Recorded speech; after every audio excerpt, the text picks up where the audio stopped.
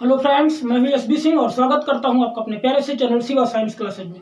दोस्तों, आज आप लोगों के लिए हम लेकर आए हैं इलेक्ट्रिसिटी विद्युत का पार्ट नंबर 2। पार्ट नंबर 1 में हमने बेसिक से जो भी आपके कि विद्युत क्या होता है, इलेक्ट्रॉन क्या होते हैं, किस प्रकार इनका आवेश होता है, न्यूट्रल फेज वायर के बारे में हमने डिस्कस किया था।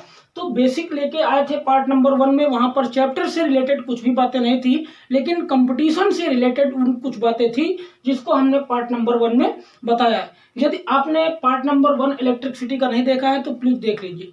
देखिए, हाई स्कूल की परीक्षाएं तो आपकी निरस्त हो चुकी हैं, लेकिन इसका मतलब ये नहीं है आपको हाफ ईयरली और उसको क्या बोलते हैं प्री बोर्ड के अकॉर्डिंग आपको नंबर दिए जाएंगे और उसी के आधार पर पास किया जाएगा। ऐसा नहीं है। अगर आप मान लीजिए आपको ज्यादा नंबर मिलते हैं, कुछ भी है, तो आपको बुला करके पूछा भी जा सकता है। तो इसका मतलब ये नहीं है कि अब तो हम पास हो चुके हैं, हमें पढ़ने की आवश्यकता नहीं है। लेकिन जो बच्चे 9th से गए हैं उनके लिए भी है कि हाई स्कूल का आपका सिलेबस है। अभी 25 तारीख से आपके बोर्ड के का जो ऑनलाइन क्लासेज है वो भी चलने वाली हैं। उसी के अकॉर्डिंग हमने क्लासें अपनी शुरू कर दी हैं। तो क्लास 10th चैप्टर 12 है विद्युत, ये बहुत इंपॉर्टेंट है परीक्षा की दृष्टि से। इससे 7 से 8 नंबर के क्वेश्चन 100% आते हैं। तो हमारे कहने का मतलब आप छुट्टी मत मनाइए।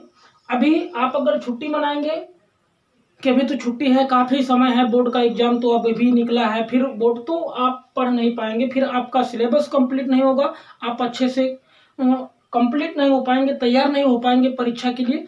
तो इसलिए अभी आपके पास काफी समय है, अभी से आप जुट जाइए बढ़िया मन लगा के और अच्छे से पढ़ाई करिए। क्योंकि ये समय है, यदि आप अभी अच्छे से पढ़ाई कर लिए ना तो जिंदगी भर आप खुश रहेंगे। आप किसी के सामने खड़े होंगे तो आपका इज्जत होगा, लेकिन अभी आप अगर लापरवाही कर दिए तो जिंदगी भर सर झुका के चलना पड़ेगा, दूसरे की गुलामी करनी पड़ेगी। क्योंकि लोग बाहर जाते हैं कमाने के लिए, 10,000 12,000 की नौकरी करते हैं, तो वो दूसरे की गुलामी ही तो कर रहे हैं।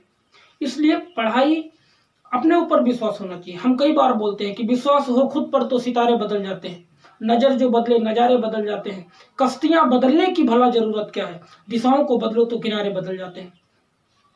तो इसलिए आपको एकदम बेहतरीन तरीके से पढ़ना है, क्योंकि ये जो समय है ना आपका, ये बहुत इंपॉर्टेंट होता है। यही आपका बेस होता है। अगर यहाँ से आप अच्छे से लगन से तैयारी से पढ़ते हैं तो आगे चल के आप अच्छे से तैयार होते हैं और किसी भी कंपटीशन को निकालने में आपका बेस्ट हो जाता है। तो यहाँ से हम क्या करेंगे, आपका इलेक्ट्रिसिटी का पार्ट नंबर 2 है। अगर आपने पार्ट नंबर 1 नहीं देखा है तो प्लीज देख लीजिए, जिससे कि आपको आगे का जो प्रोसेस है वो समझ में आए। तो वीडियो को ज्यादा लंबा ना खींचते हुए हम स्टार्ट करते हैं आज का अपना वीडियो। यहाँ पर हम ज्यादा डिस्कस नहीं करेंगे। विद्युत परिपथ क्या होता है इसको विस्तार से बताएंगे आपको, विद्युत धारा इलेक्ट्रिक करंट क्या होता है वो बताएंगे, और आवेश क्या होता है, ये 3 बातें हम आपको बताएंगे। यहाँ पर हमने परिपथ बना रखा है। तो चलिए लेट न करते हुए स्टार्ट करते हैं आज का अपना ये वीडियो। इसको आप देख लीजिए, अभी हम शुरू करते हैं। चलिए, यहां पर हम देखते हैं कि जो आपका परिपथ बना हुआ है, ये आपका क्या है, परिपथ है। एकदम ध्यान से समझेंगे, कोई भी कॉन्सेप्ट आपका छूटेगा नहीं। तो परिपथ में यहां पर ये आपका लिखा है स्विच है, क्या है, ये आपका स्विच हो गया। आपने घरों में देखा होगा, ये आप मान लीजिए ये यहां पर हमने एक सेल लगा रखा है, क्या लगा रखा है, सेल लगा रखा है। तो ये आपको समझाने के लिए बना रखा। अब देखो यहां पर क्या है, ये आपका सेल जुड़ा हुआ है प्लस माइनस, और यहां से क्या होता है, करंट जाता है, क्या जाता है, करंट जाता है। और ये यहां पर स्विच लगा हुआ है जो ऑन ऑफ होता है, ऑन होता है, ऑफ होता है। और यहां से आकर के ये आपका बल्ब है, क्या है, बल्ब है जो जलता है। तो अब यहां पर माध्यम क्या है, अगर कोई पूछे कि यहां से जब ये बल्ब जलता है, ये जो बल्ब जलता है ये कैसे जलता है, तो यहां पर माध्यम लगा, आप दिमाग लगाइए। यदि यहां पर हम सेल को हटा दें 1 मिनट के लिए, यदि हम सेल को हटा दें और यहां पर एक चौक लगा दें या इस मार्कर को ऐसे सेट कर दें यहां पर, तो क्या बल्ब जलेगा, बताइए आप। तो इसका मतलब नहीं जलेगा। इसका मतलब है कि कोई माध्यम होना चाहिए जो करंट प्रवाह कर सके। तो वो माध्यम क्या है, आपका सेल है, क्या है, सेल है। यहाँ पर लाइट से भी कनेक्शन हो सकता है, उससे आपको प्रॉब्लम नहीं होनी चाहिए। तो अब इसकी परिभाषा कैसे बनेगी, ये आपका एक प्रकार का समझ लो कि वायर है, और ये चारों तरफ से बंद है। यहाँ पर अगर हम बात करें, इसको यहाँ पर काट दें ये, तो आप बताइए क्या बल्ब जलेगा? ये सब बच्चों को पता है नॉर्मली। अभी तो ये टेलर है, पिक्चर तो पूरी पड़ी हुई है, अभी तो आगे जो प्रोसेस है ये यहाँ पर जो है वो बताएंगे। तो यहाँ पर सिर्फ इस आरेख को आपने समझ लिया तो पूरा प्रोसेस आपके परिभाषा भी समझ में आएगी, आपको रटने की जरूरत नहीं पड़ेगी, बस इसको आप ध्यान से समझते चलिए। इसको हमने फिर जोड़ दिया, अब हो गया, ये हो गया परिपथ। और कैसा? बंद परिपथ, बंद परिपथ। और जब ये बंद रहेगा, यहाँ पर कहीं भी कटिंग नहीं होगी, ज्वाइंट होगा चारों तरफ से, तब आपका बल्ब जलेगा। इसका मतलब है कि अब यहाँ पर देखो स्विच लगा हुआ है, स्विच आप ऑन ऑफ कर सकते हैं, और ऑन ऑफ करने पर ही बल्ब आपका, देखो जहां पर क्या है, यहाँ पर लगाया जाता है। जो स्विच का काम क्या होता है, स्विच क्या करता है, स्विच उस बल्ब को बंद करने और जलाने का काम करता है। ये आप स्विच जैसे ही ऑन करेंगे, स्विच जैसे ही ऑन होगा बल्ब जल जाएगा, और जैसे ही आप स्विच ऑफ करेंगे, ये जो आपकी लाइटिंग है ये बंद हो जाएगी, ये आपका जो है वो बंद हो जाएगा। समझ में आ रहा है? तो ये बंद हो जाएगा, और जैसे ही आप ऑन करेंगे, जैसे ही फिर इस तरह से आपको लाइट, बढ़िया प्रकाश जो है वो आपको दिखने लगेगा। तो ये सारी बातें हैं। अब अगर हम बताएं कि ये परिपथ है और परिपथ की परिभाषा हम कैसे लिखेंगे तो वो समझ लीजिए। तो परिपथ आपका क्या है, तो देखो यहाँ पर हमने लिख रखा है, परिपथ किसका है? विद्युत परिपथ है। कौन सा परिपथ है? विद्युत परिपथ। तो परिभाषा हम क्या लिखेंगे? परिभाषा लिखेंगे कि विद्युत धारा के बंद, आपका ये क्या है? बंद है। तो विद्युत धारा के बंद एवं सतत पथ को क्या बोलते हैं? विद्युत परिपथ बोलते हैं। क्या बोलते हैं? विद्युत परिपथ। विद्युत धारा के बंद एवं सतत पथ को विद्युत परिपथ कहते हैं। ये आपका यहाँ पर क्या होगा? इलेक्ट्रॉन प्रवाह होंगे। क्या होंगे? इलेक्ट्रॉन प्रवाह होंगे। इलेक्ट्रॉन प्रवाहित होते हैं, और इलेक्ट्रॉन में क्या होते हैं, क्या होता है? आवेश होता है। उसको अभी हम आगे पढ़ेंगे। यहाँ पर सिर्फ आपको ये देखना है कि जो बल्ब सेल लगा हुआ है, इस सेल से क्या प्रवाह हो रहे हैं? इलेक्ट्रॉन प्रवाहित हो रहे हैं, और इलेक्ट्रॉन प्रवाहित होने से आपका ये क्या है? ये आपका बल्ब जल रहा है। तो परिभाषा क्या लिखेंगे विद्युत परिपथ की? विद्युत धारा के बंद एवं सतत पथ को क्या बोलते हैं? विद्युत परिपथ बोलते हैं। तो ये आपको परिभाषा पता हो गई।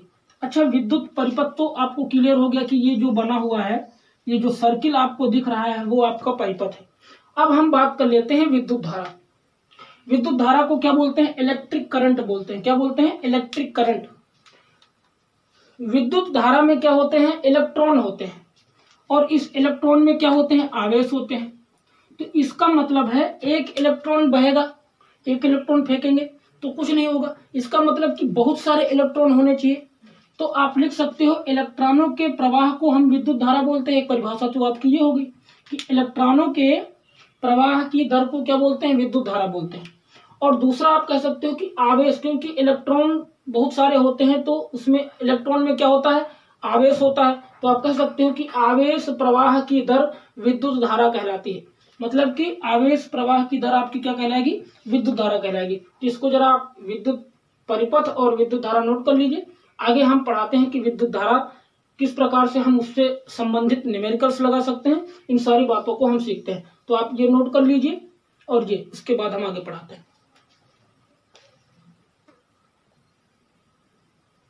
अब देखिए, अब अच्छा एक चीज आप गेस किए होंगे, हमने क्या बताया कि इलेक्ट्रॉन प्रवाह होते हैं।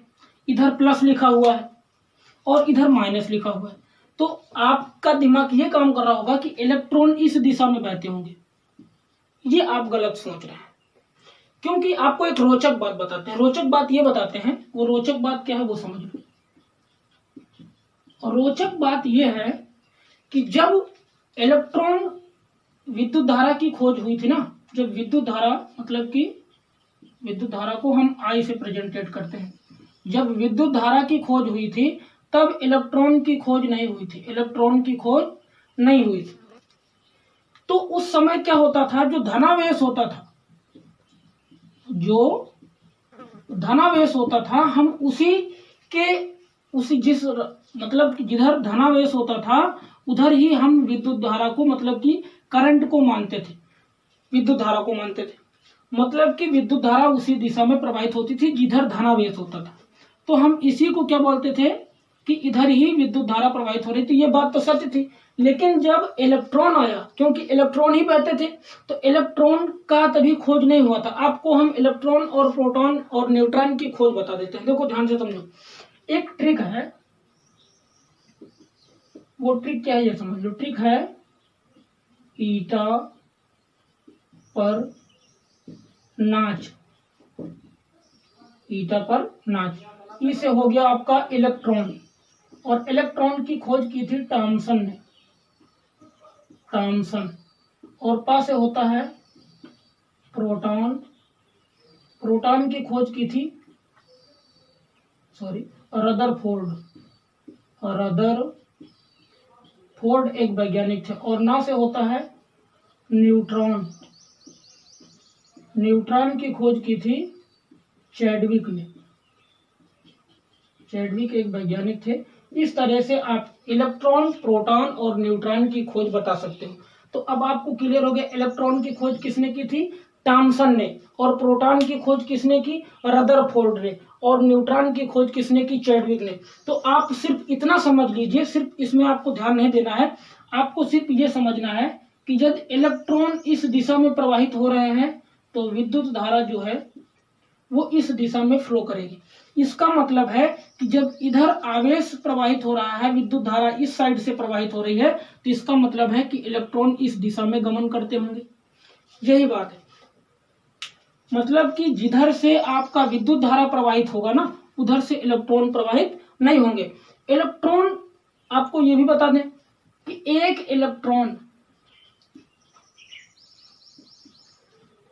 प्रवाहित होता है। तो देखो यहाँ पर आपको समझाते हैं, विद्युत धारा जो होता है वो आवेश बटा समय होता है। अभी हम आवेश के विषय में चर्चा करेंगे, तो वहां पर आपको विद्युत बताएंगे। तो विद्युत परिपथ क्या होता है, विद्युत धारा के बंद एवं सतत पथ को क्या बोलते हैं। सतत मतलब कि कहीं पर कटा पिटा ना हो, वो सतत होता है। तो विद्युत धारा के बंद एवं सतत पथ को विद्युत परिपथ बोलते हैं। ये आपको परिभाषा क्लियर हो गई। आप आंखें बंद करके रटिए, आपको रट जाएगा। क्योंकि सफलता जो है ना, हम कई बार बोल चुके हैं कि hard work is the key of success, कठिन परिश्रम ही सफलता की कुंजी है। जब आप प्रैक्टिस करोगे तो कोई भी चीज असंभव नहीं है कि आप उस काम को नहीं कर सकते हो। ठीक, सफलता मन की एक अवस्था है। Success is a state of mind.